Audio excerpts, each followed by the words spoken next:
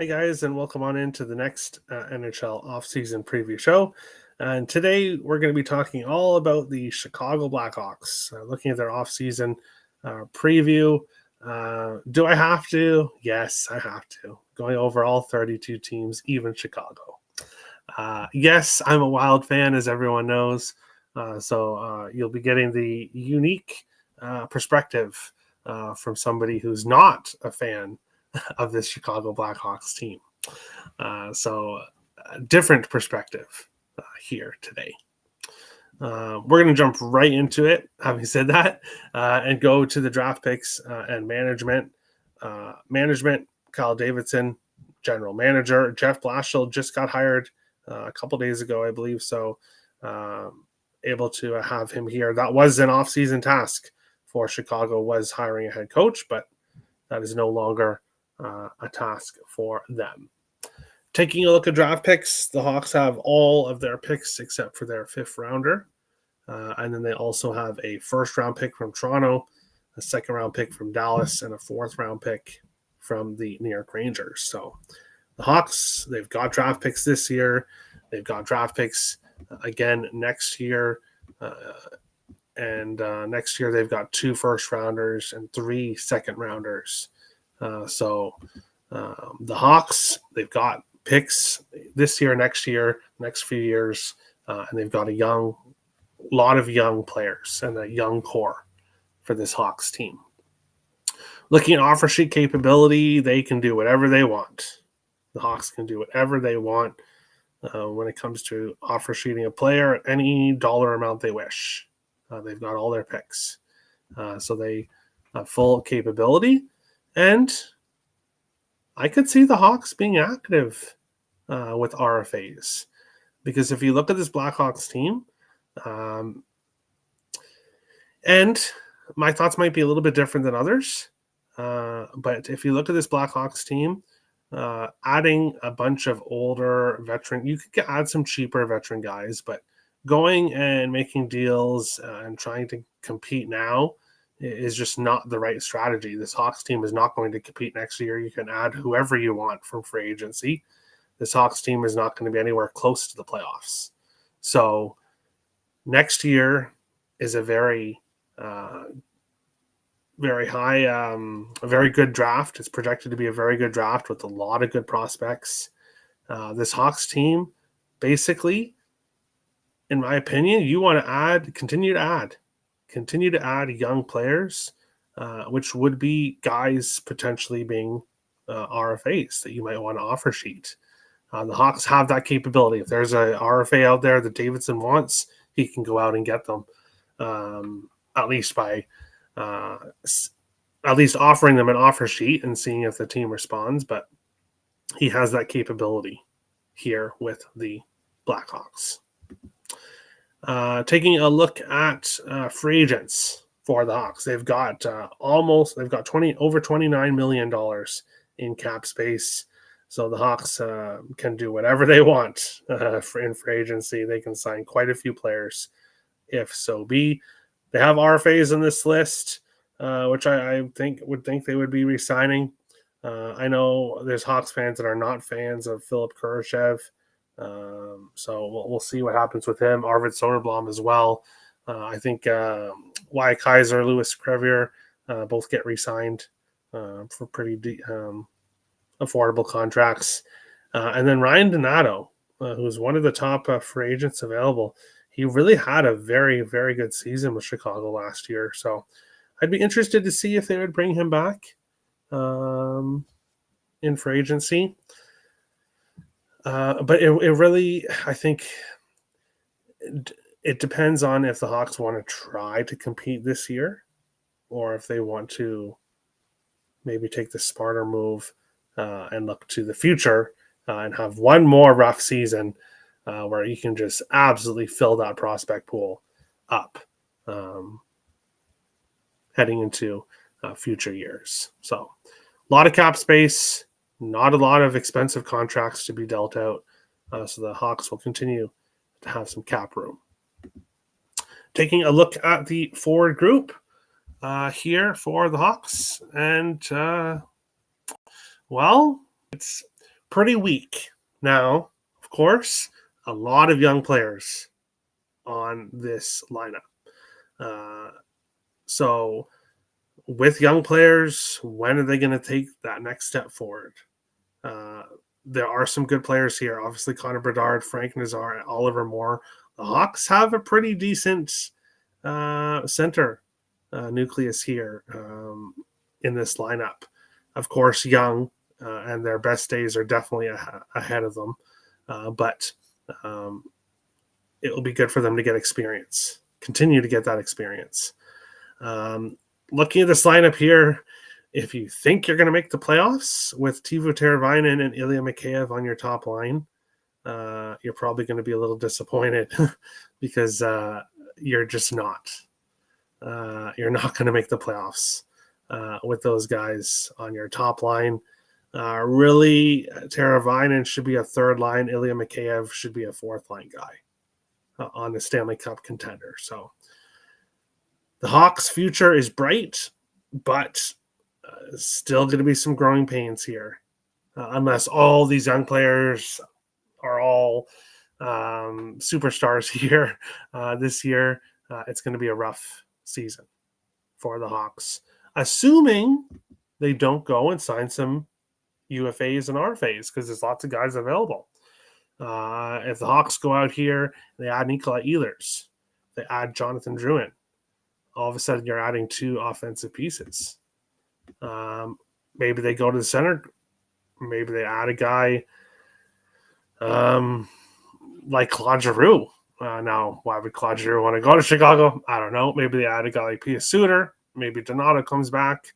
And then maybe they look at right wingers. And Mitch Marner, of course, is the number one guy available. But with the Blackhawks, there's been reporting that the Hawks will not be giving Mitch Marner an offer. And then there's other reporting that they're going to give him a huge offer. So with Mitch Marner, there's a lot of question marks at this point, whether or not the Hawks are going to offer him a contract. And when I look at Mitch Marner for this season, it would be a rough one for him. Obviously, coming from Toronto and coming to Chicago, that's a completely different animal. And Mitch Marner used to playing with much stronger players. Now, on the flip side of that, he would be a great addition for a guy like Connor Bedard, who would really, really appreciate having a good offensive player to play with. And Marner, 28 years old, he just put up 102 points last year. Offensively, he could be that good piece for the Hawks in future years. So it will not surprise me if Marner doesn't sign in Chicago, and it won't surprise me if we see him offered 14 million and 15 million or something crazy like that, and he goes to Chicago. It would not surprise me. Patrick Kane, storybook, fairy tale ending. He goes back to Chicago. I don't see it, of course. They're just not anywhere close to competing now. And that's why he kind of left in the first place. So I don't see a Patrick Kane reunion happening, at least not now. If he plays till he's 40, maybe he can get back there. But Palmieri, Dadonov, both 34, 36, 30, same with Riley Smith, older guys, I don't think are options. Brock Besser, he could be. They definitely have the money. If they want Brock Besser, they could have him. But again, in my opinion, if the Hawks are going to go and add a free agent, Mitch Marner would be the guy I think they should add UFA-wise, just because they've got the money, and then you would give Connor Bedard some much-needed help. And then you've got – now, he's 28 years old, so he's not a veteran yet, but you would have an experienced NHLer to help that much-needed offense. RFAs, a bunch of guys here in this list. There's obviously rumors with Marco Rossi The Hawks were mentioned today as a team that is interested in him. So there could definitely be some talks there with Bill Guerin. I personally on Twitter said today, please no. Please no. I do not want Marco Rossi to go to Chicago. I like Marco Rossi. The last thing I want him to the last team that I want him to go to is Chicago, because I don't know how much those good feelings I have for him would be able to continue with him going there. So I would rather not see Rossi go to Chicago, but whether it be by trade, whether it be by an offer sheet, the Hawks have options this year. And we'll continue on by taking a look at the defense here. Alex Vlasic and Sam Renzel, Kevin Korchinski, Artem Levishnov, Wyatt Kaiser, and Connor Murphy. What do you notice about that for a defensive group? They're all young. Connor Murphy, not so much, but the other 5 guys are all very young players. Noah Allen, again, young guy, and then you've got TJ Brody, one veteran defenseman here in this group. And obviously, if the Hawks try to compete this year, you're going to need to add a couple defensemen. If you are going to try to make the playoffs this year, this defensive core is not going to get it done. Just too inexperienced. And there will be growing pains. There'll be flashes of brilliance, but there'll be growing pains as well. Defensive-wise, a lot of young guys, which is good for the future, but this year, not so much. I do think, because the Hawks have the ability to go out and get and offer players big contracts, go out, get yourself a veteran defenseman that can teach these young guys the ropes, kind of help them with their development. I think that is the way to go, is to look at signing a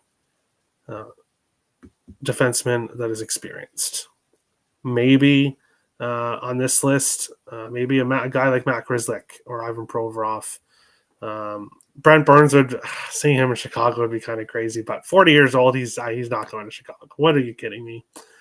There's other defensemen. There's lots of other defensemen, UFAs, the Blackhawks could look at, but go and get that veteran defenseman that can kind of teach these young guys the way to go. Goaltenders, Spencer Knight, I don't want to say is the clear-cut number one, but yeah, he's obviously the Hawks trading for him. It's his job to lose. Arvid Soderblom, I'm assuming, obviously, all these previews are done assuming that the RFAs get re-signed. He would be backup. Laurent Brossoit, obviously dealing with injury issues. I think he would probably get in net and most likely be the backup if he's fully healthy and ready to go.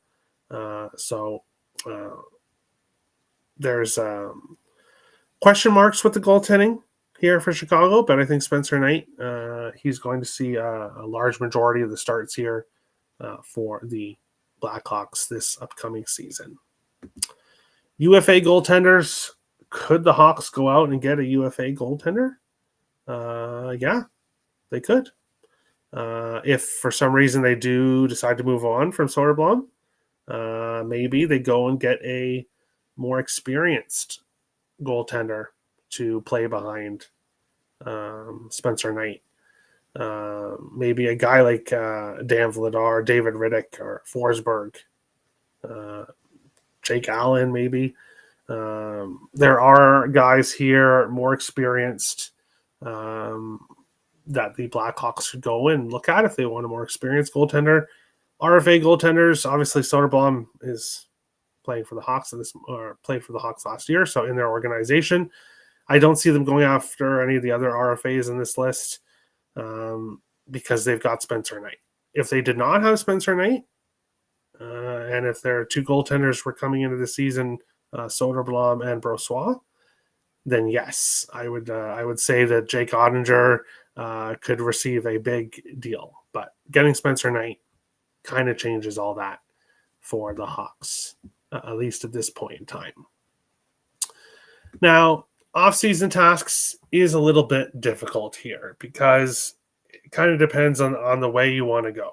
So I am putting this list as if the Hawks do want to try to compete. So you sign and trade your RFAs that you've got, you offer Marner a big contract, sign 1 to 2 other top 9 forwards, and sign a veteran defenseman.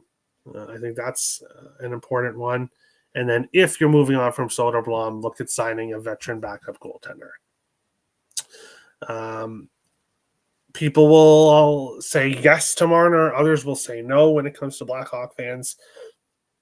I think overall, you do want to have a guy that can help out Connor Bedard. Because, yes, it's gonna, the players around him matter, but you want to build up Bedard's confidence.